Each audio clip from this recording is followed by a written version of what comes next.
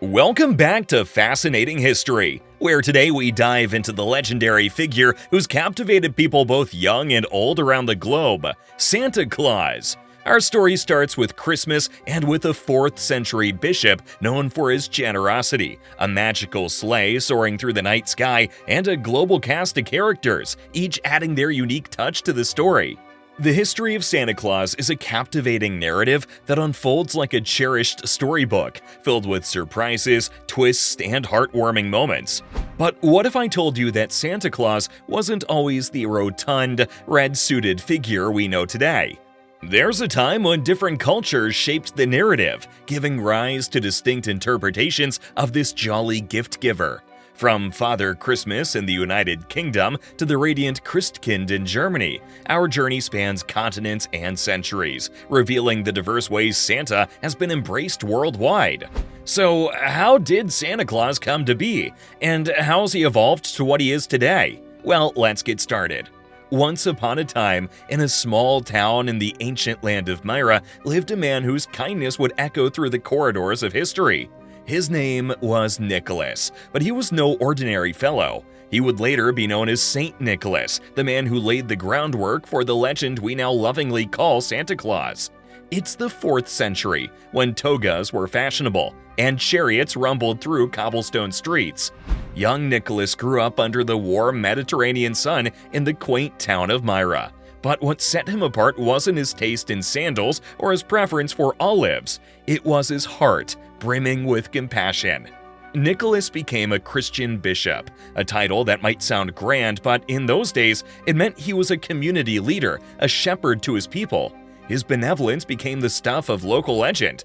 He had a penchant for helping the less fortunate, particularly children and those struggling under poverty. In the spirit of the season, Nicholas secretly provided gifts to those in need, often leaving them on doorsteps at night. Then there was the time when he intervened to save 3 poor sisters from destitution. The story goes that their father, unable to provide dowries, faced the heartbreaking prospect of his daughters being forced into a life of lack. Nicholas, hearing of their plight, decided to help. Under the cover of darkness, he tossed 3 bags of gold through the window, providing the means for each sister to marry. Nicholas's reputation for kindness and secret gift-giving spread far and wide. The tales of his deeds transcended Myra, reaching the ears of those who marveled at the generosity of this humble bishop. 'Twas the night before Christmas, and not a creature was stirring all through the house, not even a mouse. The stockings were hung by the chimney with care, hoping St. Nicholas would soon be there. And so begins the timeless tale woven into the fabric of Christmas tradition. Clement Clark Moore's A Visit from St. Nicholas. This story unfolds in the early 19th century, when Christmas celebrations took on a more festive and family-oriented spirit. Against this backdrop, Moore, a scholar and poet, was inspired to pen a poem that would forever alter the course of Santa Claus's history. It's a quiet evening at Moore's home in New York City in 1822. The air is filled with anticipation as children eagerly await the arrival of St. Nicholas. In this cozy setting, Moore writes a poem for his children, seeking to capture the magic and wonder of Christmas Eve. As his quill dances across the paper, Moore introduces us to a whimsical world where a plump, jolly older man in a sleigh led by reindeer embarks on a magical journey to deliver presents to deserving children. The imagery is vivid, the language simple, and the rhymes melodic, a perfect recipe for capturing the imagination of young and old alike. Away from the window, I flew like a flash, tore open the shutters, and threw up the sash. Moore's words invite us to witness the enchanting scene as St. Nicholas arrives on a miniature sleigh with 8 tiny reindeer. This imagery, now iconic, was a departure from the more reserved and solemn depictions of St. Nicholas in previous works. But it's not just the reindeer and the sleigh that Moore gifts to the world. He introduces us to the jovial figure of St. Nicholas himself, a right jolly old elf with a little round belly that shook when he laughed like a bowl full of jelly. Here in the lines of this poem, the modern image of Santa Claus begins to take shape. The chimney becomes the portal through which St. Nicholas descends, his eyes twinkling, his dimples merry, and his cheeks like roses. More, St. Nicholas is not a stern bishop or a distant figure, but a warm, benevolent friend who brings joy to every household. As Moore concludes his poem with the timeless words, "Happy Christmas to all, and to all a good night," he unknowingly cements his place in history as the man who gave us the blueprint for the modern Santa Claus. Little did Moore know that, initially published anonymously, his simple poem would become a cultural phenomenon. Over time, A Visit from St. Nicholas would be reprinted, translated, and adapted countless times, ensuring that the image of Santa Claus as a rosy-cheeked, gift-bearing, chimney-descending friend would endure for generations to come. Christmas was transforming in the hustle and bustle of the 19th and early 20th centuries. It wasn't just a religious celebration, it was becoming a commercial spectacle, and at the heart of it all was the jolly man in the red suit.